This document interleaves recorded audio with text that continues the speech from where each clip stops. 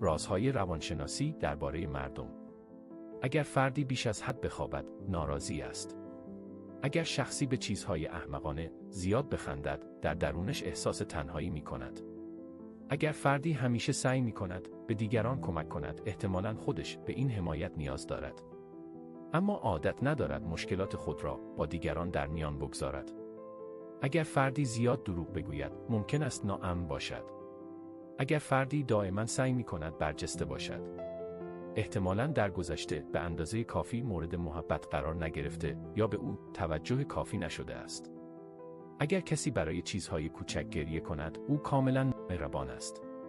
اگر فردی در گروه بزرگی از افراد کم صحبت می‌کند، احتمالاً از نظر ذهنی قوی است.